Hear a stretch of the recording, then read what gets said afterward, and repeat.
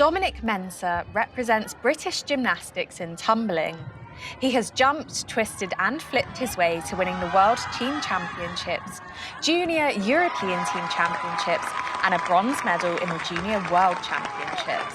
He is also a strong supporter of Black Lives Matter and in October featured in a short film highlighting racial prejudice and stereotypes.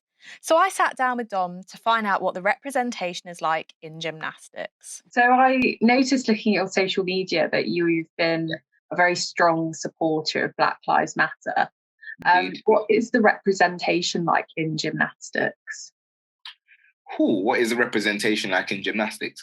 I'd say from my experience, very, very small, because, I was always, I think it's getting maybe a few percent better, but, it's always been like maybe 2, 3, 4, maybe 5 Black gymnasts or gymnasts of Black heritage as well. As we also consider them a part of the Black community, of course.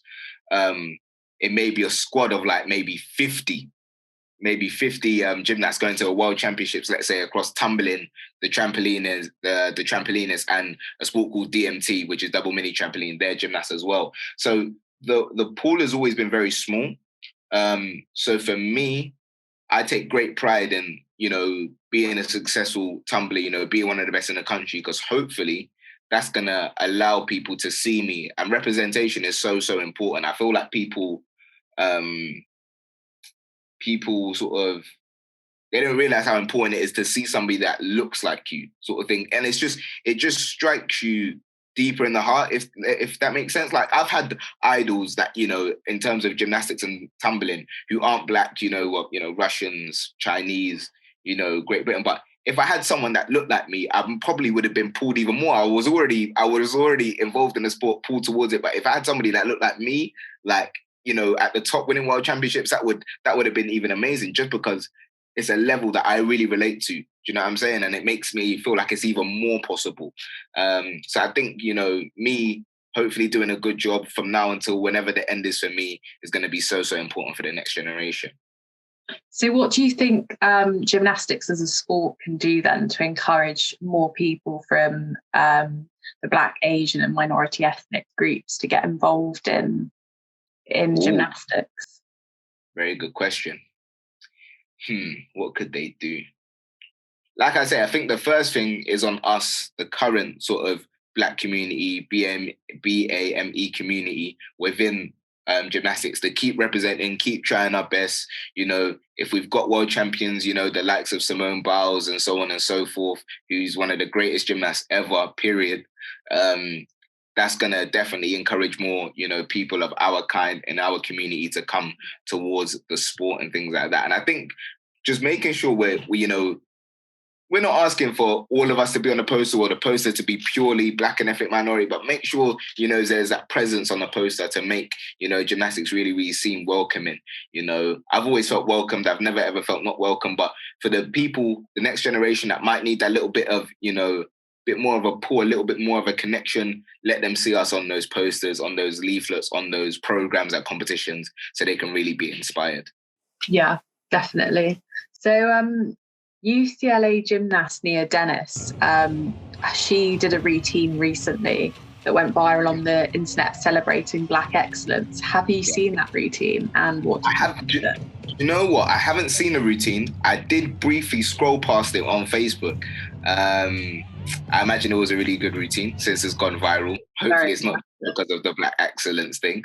But I think it's great to involve that. And,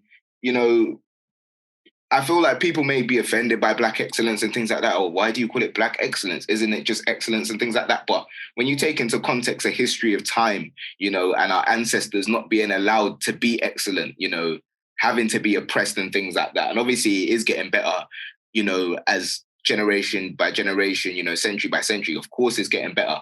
But I think it's always good to really, really, put an exclamation point behind Black excellence. And like I say, remind the little Black, boys and girls growing up that our community is excellent. There is brilliance here, In the media, there might be, so many little stereotypes, little microaggressions, in the media, they might hear day to day that might discourage them and thinking, is my community great? Our community is great. And I think that routine has gone a long way and will go a long way to, perpetuating that narrative that, that Black is excellent.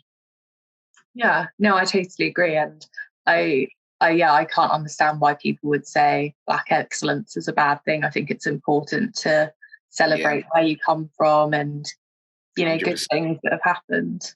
100%. And saying Black excellence is not to discredit, excellence in other communities. It's just, like I say, considering all of time, the progression the Black community has made and the world has made in their sort of view on the Black community, it's just really reiterating that and being proud of that. It's not to, go in on anybody, to make digs at any communities. It's purely about us and celebrating what we look like and that we're still successful. Since last summer, British Gymnastics has frequently featured in the media following allegations that coaches and people employed by clubs across the UK abused gymnasts. A group of 17 women and girls have since launched a lawsuit against the governing body, and their allegations include physical assault, bullying, and harmful weight management techniques. As a Team GB gymnast, I was interested to hear Dom's reaction to this. Your first competition for Team GB was when you were 12 years old. What has your experience been of the Team GB coaching and training programs? It's been great. I've always enjoyed going away to Team GB competitions. My teammates have always been great to me. There's a really, really great support network within, the GB tumbling program, which is great. The coaches have always been good as well. I appreciate when we go to a world championships is, for 4 coaches to potentially be managing 32 kids, let's say, 16 training in one session, 16 training in another session. I appreciate that's really, really difficult. So they've always done a really, really good job, I think. And I've had a really positive experience. I think, there's not too many things I could criticize. It's been really good. That's good. So how did you feel then last summer when allegations were coming out from previous Team GB gymnasts that some of them claimed they had been abused by their coaches? Obviously, the first thing you feel is, absolute heartbreak for, your fellow gymnasts, obviously my experience has been positive, but my experience can't speak for everybody's experience, and, the people who have unfortunately been abused and things like that, they have the right to speak out, and I'm glad they've spoken out. And any wrongdoings, hopefully, the people that have done those wrongdoings can be, held accountable and, and punished, because we need to get out of the sport. That sort of culture of abuse, it's not okay. I know, the goal is to get medals, but it should never, ever compromise people's mental health or physical health. So even if you get no medals ever, and we just make good people, that's very, very important. There's got to be that balance. And that line between pushing an athlete and abuse, for me, should absolutely never be crossed under any circumstance. So some of those athletes that came out said that they've been fat shamed by coaches. Have you ever felt any pressure to look a certain way or to be a certain way as a gymnast? For me personally, no. I've always known what has been required of me as a gymnast in terms of weight, and how to look and things like that. And it's things that I've taken on personally. I don't need anybody to tell me. I know what I need to do, and I do it of free will, and I do it happily. But I do believe that any fat shaming is absolutely disgusting. I feel like you can advise gymnasts, okay, you might need to shred this, we need to get you in this kind of shape and so on and so forth. But any sort of backhanded, insults, little underlying insults, I've always hated that. It should be strictly professional. Banter is great in the gym between coaches, gymnasts, and gymnasts. That's great. But, there's always a line, and I feel like everybody knows the line, and it should never, ever be crossed. And if people don't know the line, they need to, approach someone and say, what is the line? What is banter and what is abuse, no matter how small or no matter what comment it is.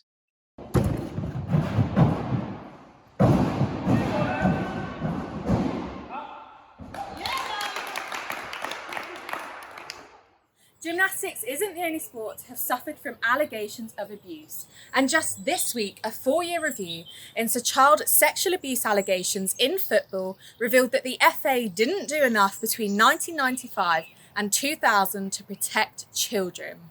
British Gymnastics is conducting an interim review into reports of physical and emotional abuse. They have received nearly 400 reports from gymnasts, their parents, and others about their experiences. We can expect the full findings from the interim review, the White Review, in August. Sarah Wilmore, Sports Gazette.